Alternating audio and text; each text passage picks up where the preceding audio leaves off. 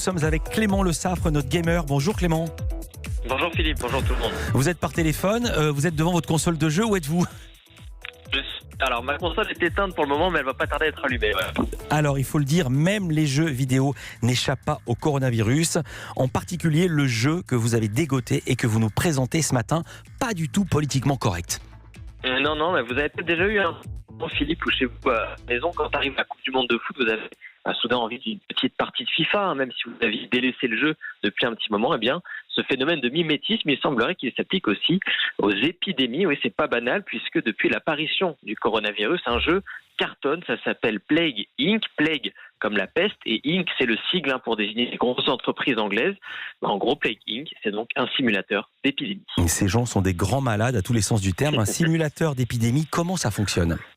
Alors le but est très simple, un peu loup. Il faut contaminer le plus de monde possible avec, au choix, une bactérie, un parasite ou encore un virus. Le jeu se présente sous la forme d'un tableau de bord. Vous avez une grande carte du monde et plusieurs onglets pour gérer, entre guillemets, votre épidémie. Vous pouvez tout faire. Vous pouvez choisir les symptômes, toux, pneumonie, irritation, etc. La façon dont se transmet votre virus aussi par l'air, dans l'eau, par le biais des oiseaux, des animaux, tout ça, bref. Mais c'est pas trop angoissant ?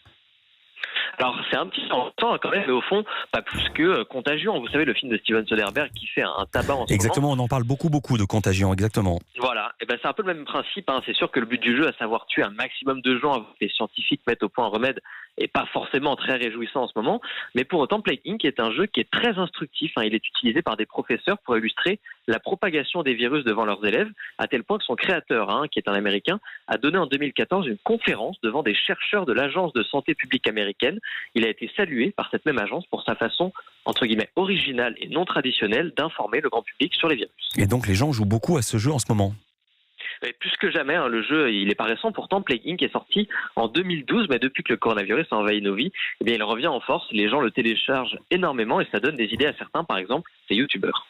On va enfin pouvoir tester ce fameux virus, le coronavirus. Et On espère pouvoir vous donner des bonnes nouvelles, mais bon. On est désolé, nous on est juste là en tant qu'observateur. Alors, déjà, il a commencé en Chine dans un marché de Wuhan. Il y a combien d'infectés en France ? 16. Putain, ça a l'air d'être une donnée tellement réaliste. C'est marrant, ça. Pour l'instant, c'est pas mal, genre. Il n'y en a pas beaucoup à l'extérieur.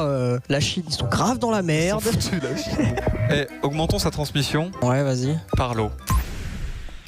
Voilà, et les youtubeurs ne sont pas les seuls à jouer à Plague Inc. La version smartphone, elle s'est placée en tête des téléchargements en Chine, aux États-Unis et en France. Il faut dire qu'elle ne coûte qu'1 euro, donc c'est pas très cher pour y jouer. Résultat, on parle quand même de plus de 100 millions de joueurs qui ont déjà joué à Plague Inc. dans le monde, à tel point que les serveurs du jeu ont même planté ces dernières semaines. Mais la question que se posent tous les auditeurs et auditrices qui nous écoutent, ça crée pas des problèmes, un tel phénomène ? Un petit peu si, Plague Inc. a été banni de Chine il y a quelques jours. Visiblement, les autorités chinoises n'avaient pas forcément envie que les Chinois y jouent en ce moment. Il y a visiblement des gens qui prennent le jeu pour un site d'information, ce qu'il n'est évidemment pas. Et forcément, ça c'est un problème. L'éditeur du jeu a donc dû se fendre d'un communiqué pour inciter les gens à consulter le site de l'OMS.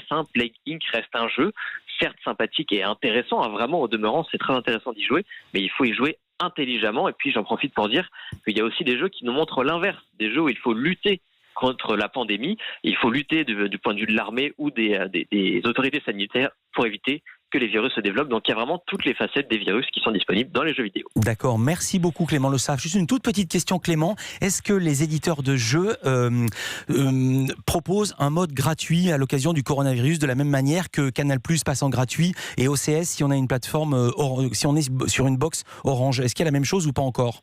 Alors pour l'instant non, il y a pas mal de promotions, on observe pas mal de promotions sur des jeux, mais pour l'instant il n'y a pas encore d'accès gratuit à certaines plateformes, ça va peut-être venir. Voilà, vous nous tiendrez au courant, de toute façon vous serez avec nous au quotidien pour parler dans Culture Média.